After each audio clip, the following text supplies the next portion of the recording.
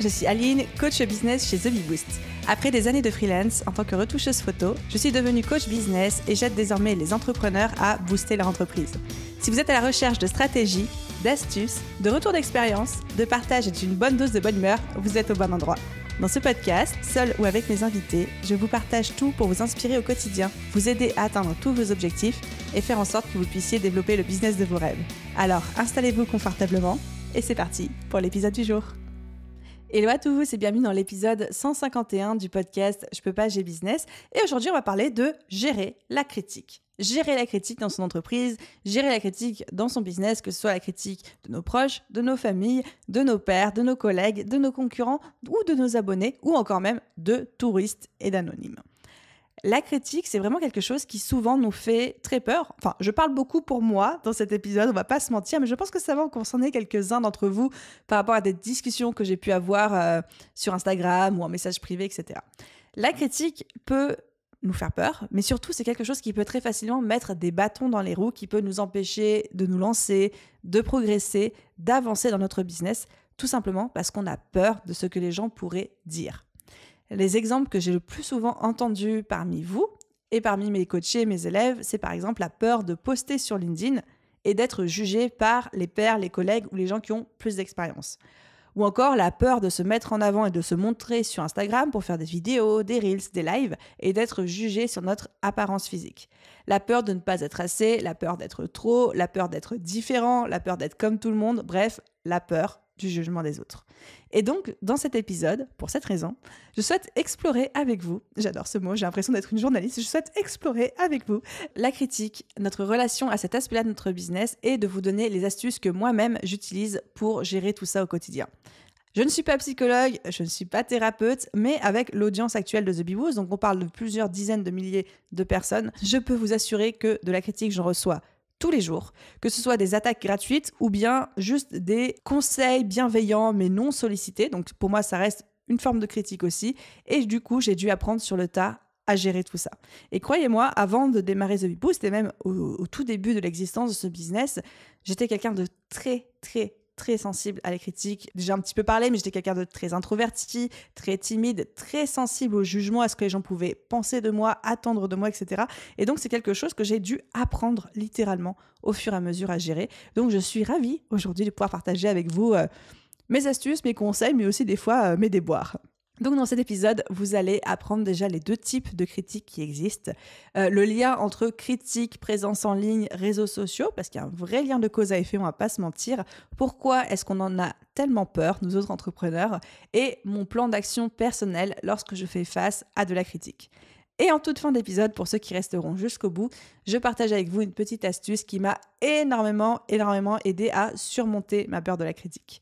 Le but pour moi, c'est qu'évidemment, à la fin, vous repartiez en étant plus armé, plus outillé, mais aussi peut-être plus confiant et en vous disant « Ok, c'est jamais agréable de se faire critiquer, ça ne le sera jamais, mais maintenant, j'ai l'impression d'être armé, d'avoir une carapace et d'être outillé pour affronter ça. » J'espère que vous êtes prêts. C'est parti pour l'épisode du jour. Alors, pour commencer, déjà, je souhaite qu'on s'entende sur la définition du mot critique pour qu'on soit vraiment tous d'accord pendant cet épisode.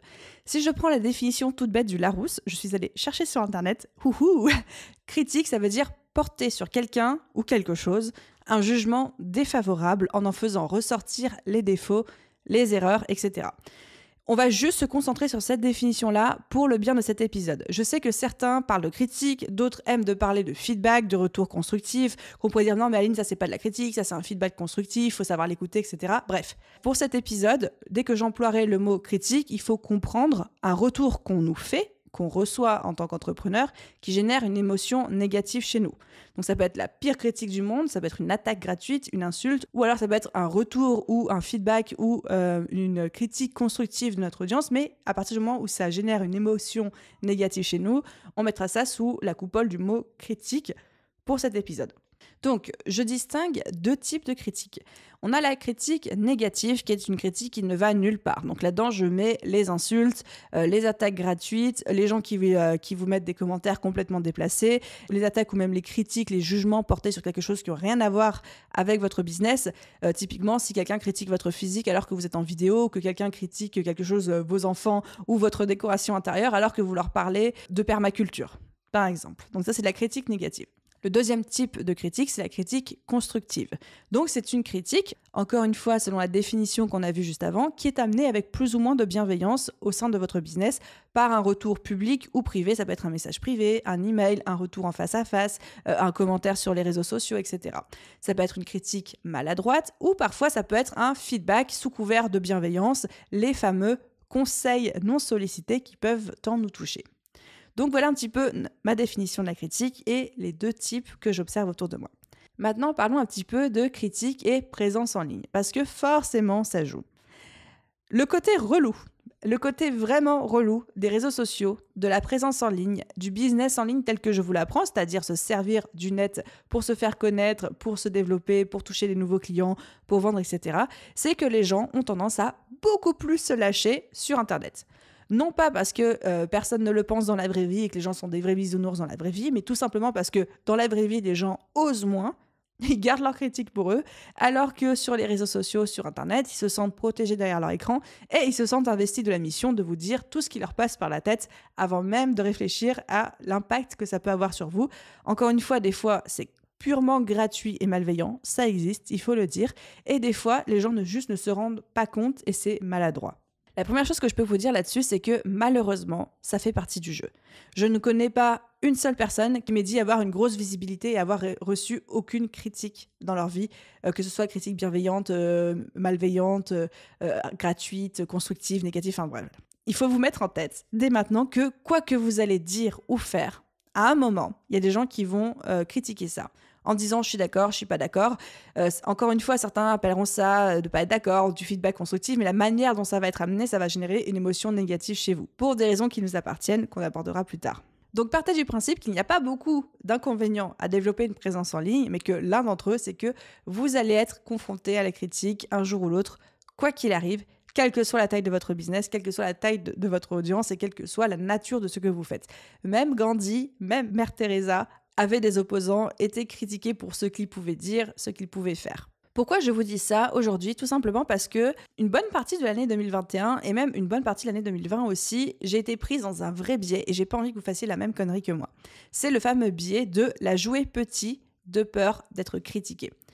Dans mon histoire personnelle, quand j'ai dépassé un certain cap d'un point de vue de l'audience, des abonnés, donc pour moi c'était vers 15 000 abonnés sur Instagram, mais ça peut être des seuils complètement différents en fonction de votre business, de qui vous êtes, de l'environnement dans lequel vous évoluez, de votre milieu, etc. Mais quand j'ai commencé à dépasser les 15 000 abonnés, j'ai commencé à recevoir beaucoup plus de critiques, /feedback, / des gens qui disaient qu'ils n'étaient pas d'accord, qui s'appuyaient sur tout ce que je disais pour prouver que j'avais tort, des choses comme ça. Et en fait, ça m'a tellement touchée et je l'ai tellement mal vécu que j'ai commencé à ce que j'appelle la jouer petit et à faire du politiquement correct de peur d'être critiqué. C'est-à-dire que dès que je créais un contenu, dès que je rédigeais un post Instagram, je me relisais et je me disais qu'est-ce que là les gens vont pouvoir trouver à redire et je modifiais le post en fonction. Sauf que quand on essaye d'avoir un discours qui plaît à tout le monde, on le dit suffisamment, ça plaît à personne, mais surtout c'est un discours qui devient lisse, c'est un discours qui devient sans saveur, c'est un discours qui commence à rentrer dans le politiquement correct, mais du coup qui n'apporte plus rien à votre audience. Et en fait, je me suis auto-sabotée dans ma création de contenu pendant une bonne partie de l'année 2020 et 2021, et je me suis un peu forcée à la jouer petit sur certaines choses, de ne pas dire certaines informations, certaines fiertés, certaines victoires, de peur d'être critiquée encore plus ou de manière un petit peu plus virulente. Donc, prenez-le de la part de quelqu'un qui est passé là avant vous, vous allez vous faire critiquer quoi qu'il arrive. Et la pire erreur à faire, c'est d'essayer de la jouer petit ou de faire dans le politiquement correct, parce que faire dans le politiquement correct, c'est le meilleur moyen de perdre. Et je l'ai observé sur mon Instagram, je l'ai observé dans mes contenus, j'ai perdu en stats, j'ai perdu en abonnés, j'ai perdu en vente, j'ai perdu en impact, parce que mon discours devenait un discours lisse, devenait un discours insipide. Et encore aujourd'hui, j'essaye de guérir de ça. Encore aujourd'hui, en enregistrant cet épisode de podcast, j'ai conscience des failles de ce que je vous dis, j'ai conscience des failles du contenu que je suis en train de produire, de tous les retours qu'on pourrait me faire en me disant « mais Aline, t'as dit ci, mais en fait, il faudrait dire ça, etc. » Sauf qu'aujourd'hui, déjà, j'assume ce que je raconte, mais surtout, je l'accueille et je me dis c'est ok qu'il y ait des gens qui ne soient pas d'accord, c'est ok qu'il y ait des gens qui vont me faire des feedbacks ou des critiques ou des retours et ça leur appartient à eux, ça n'appartient pas à moi. Le gros point qui est important pour moi, je le répète encore une fois, de vous communiquer à ce moment-là du podcast, c'est on ne la joue pas petit de peur d'être critiqué, de peur des potentiels retours, feedback négatifs qu'on pourrait avoir. Et surtout, interdisez-vous de faire du politiquement correct parce que vous allez effacer votre personnalité, effacer tout ce qui fait votre saveur, votre élément différenciateur, l'impact de votre business par peur d'une potentielle critique qui pourrait arriver et qui finalement arrive toujours à un moment ou à un autre parce que c'est humain, personne n'est pareil, personne n'a les mêmes opinions, personne n'a la même mentalité, les gens ont parfois des problèmes psychologiques aussi, vous allez vous faire critiquer à un moment ou à un autre. Alors du coup, une question en emmenant une autre, pourquoi a-t-on autant peur de la critique ? Pourquoi moi-même en tant qu'Aline, je me suis retrouvée complètement biaisée à m'auto-saboter et à lisser pour faire du politiquement correct par peur des retours qu'on pourrait me faire ? Encore une fois, je ne suis pas psychologue, je ne suis pas thérapeute, mais quand on connaît un minimum la psychologie humaine, critique égale jugement des autres. Quand on a peur de la critique, c'est qu'on a peur du jugement. Et pourquoi on a peur du jugement ? Parce qu'on a peur d'être rejeté. On a peur d'être rejeté tout simplement parce que les petits hommes des cavernes qui étaient là encore quelques millénaires auparavant, enfin quelques dizaines de millénaires plutôt, pour eux, et ça reste dans nos réflexes, dans nos intuitions les plus profondes, être rejeté, c'est mourir dans atroce souffrance.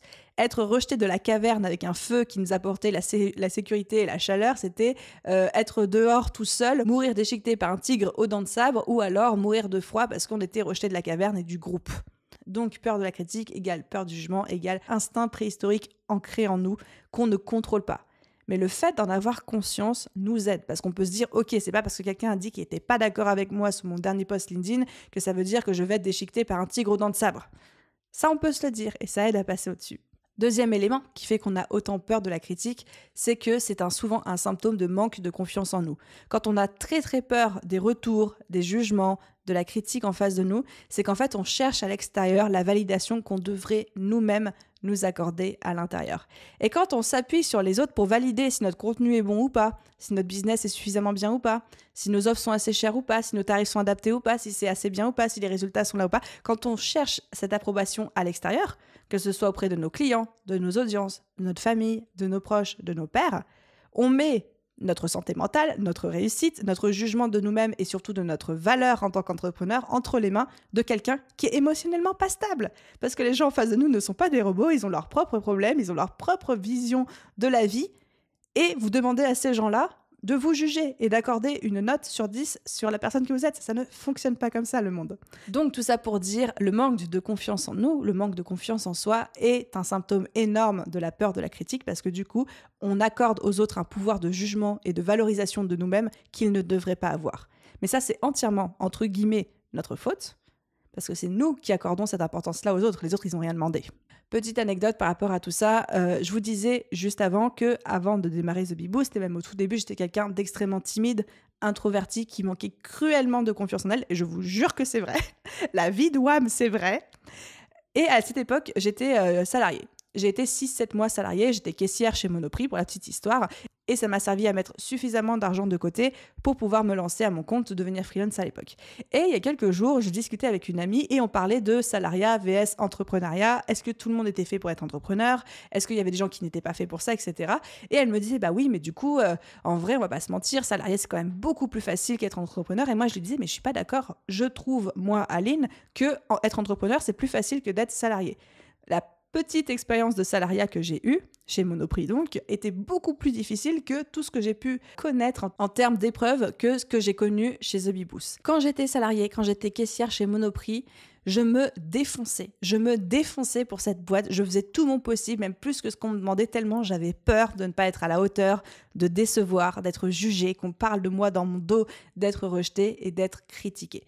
Et ce manque de confiance en moi que j'avais à cette époque-là a fait que j'ai trouvé ça extrêmement difficile, exigeant, stressant d'être salarié, beaucoup plus que ce que j'observe dans l'entrepreneuriat aujourd'hui.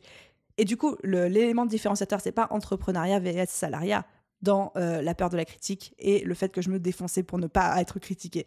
C'est la confiance en moi. Et le fait de prendre confiance en moi, de travailler là-dessus, fait qu'aujourd'hui, je suis beaucoup moins sensible à la critique que je pouvais l'être avant. C'est pas une question d'être entrepreneur ou d'être salarié. C'est pas une question que c'est dur, que c'est pas dur. C'est juste une question de confiance en soi. Donc, c'était mon dernier petit point pour cette partie, de vous dire, on a peur de la critique parce qu'on a peur d'être rejeté, qu'on a peur de mourir dans notre souffrance, n'est-ce pas ? Mais la peur de la critique est aussi un énorme symptôme du manque de confiance en nous et que ça devrait être, pour ceux qui aujourd'hui sont paralysés par cette peur de la critique, une des premières choses à travailler sur vous, votre confiance en vous-même. De toute façon, c'est souvent la clé de tout, la confiance en soi, on va pas se mentir.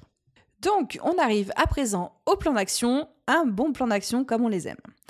Aujourd'hui, la critique peut provenir de plein d'endroits différents dans votre business. Ça peut provenir des réseaux sociaux, que ce soit vos abonnés, vos collègues, vos pairs ou même juste des touristes, des anonymes qui débarquent, on ne sait pas d'où, dans vos messages privés ou en commentaire, vous balancez des inepties. Enfin, moi, j'ai déjà reçu j'aurais dû vous ressortir ça pour cet épisode de podcast, mais j'ai déjà reçu des attaques gratuites sur mon physique, mais avec des mots, mais d'une violence. Enfin, c'est n'importe quoi. Ensuite, vous pouvez recevoir de la critique de vos proches, amis, famille, personnes proches, ou alors de vos clients. Par exemple, un retour par mail qui disent qu'ils ne sont pas contents avec vous, avec votre attitude, votre personnalité, le travail que vous avez fourni, etc.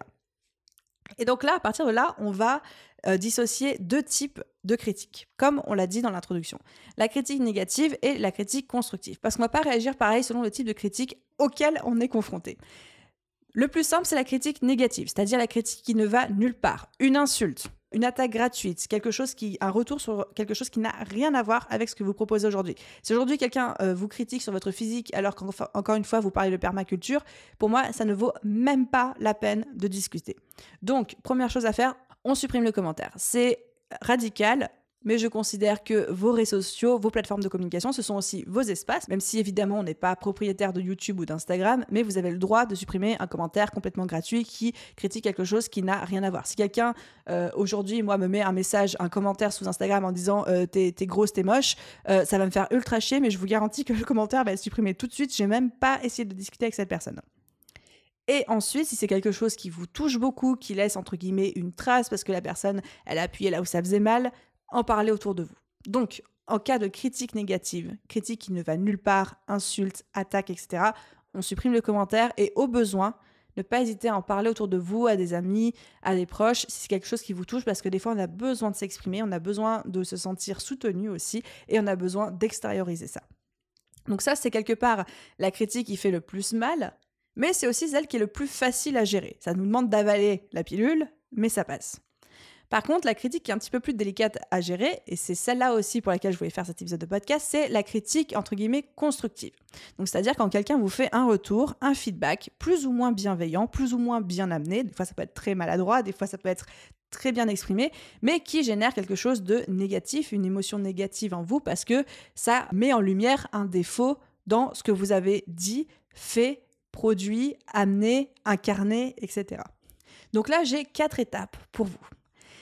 Étape numéro 1, ne jamais réagir sur le moment T, ne jamais réagir à chaud et toujours attendre quelques heures que les émotions retombent. Parce que oui, quand on se fait critiquer, il y a toujours des émotions et non, ce n'est jamais agréable.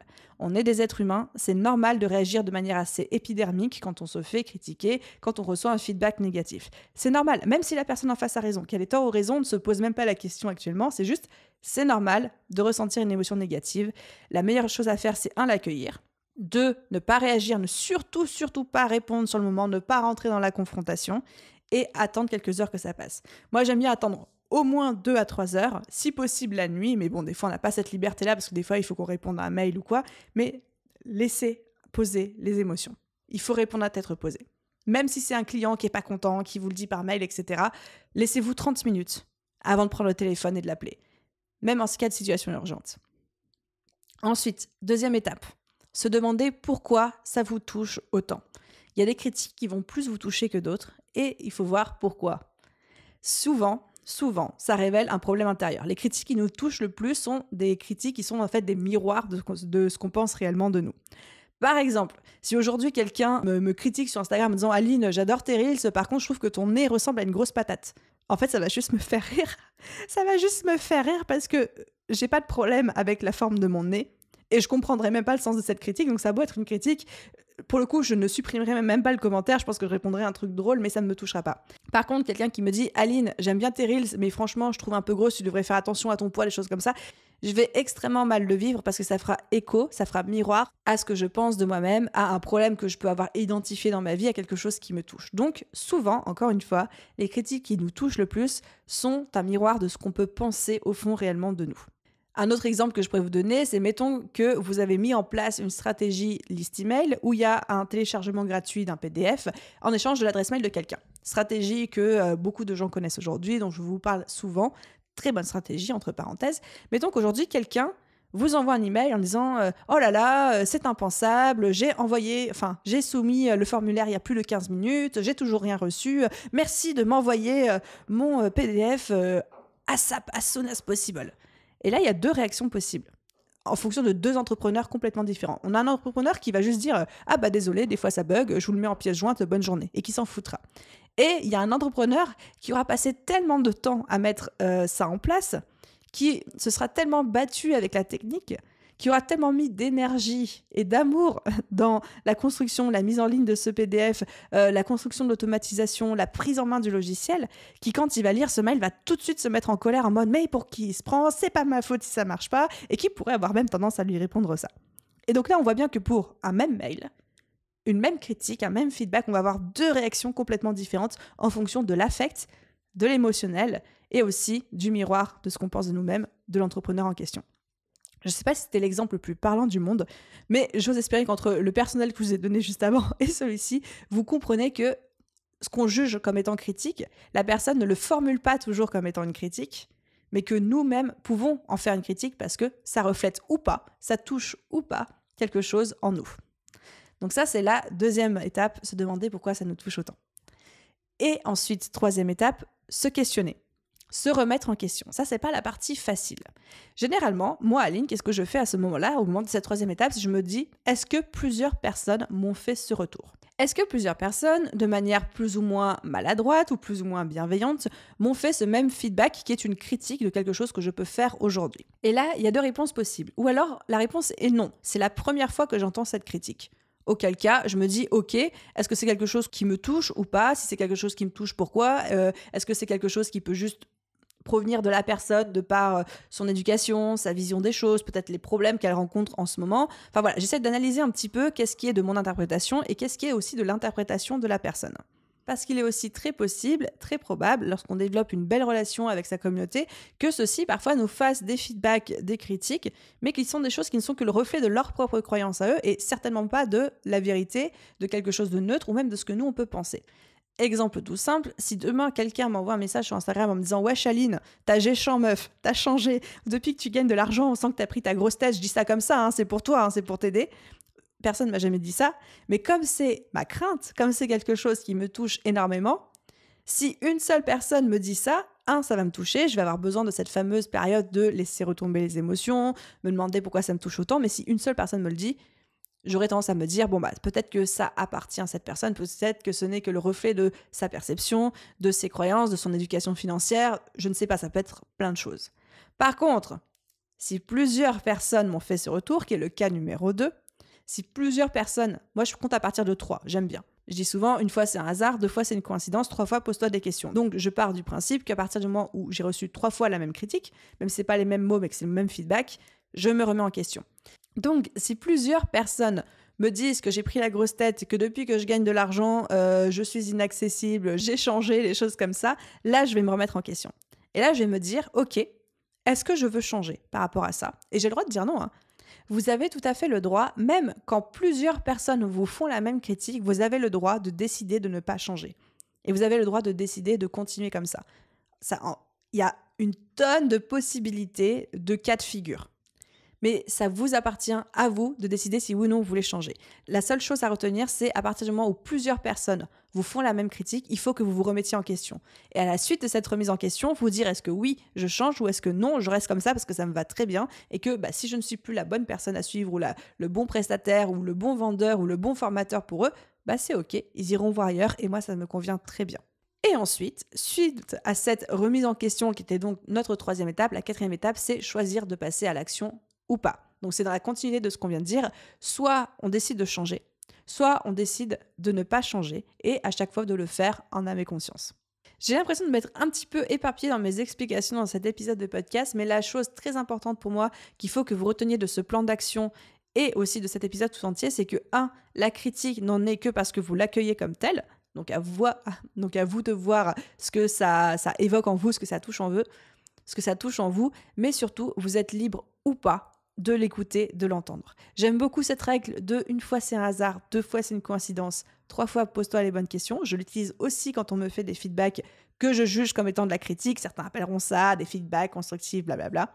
Et à partir de ça, choisir si je veux changer, si je veux modifier quelque chose ou pas, mais vraiment le faire pour moi et pas pour les autres.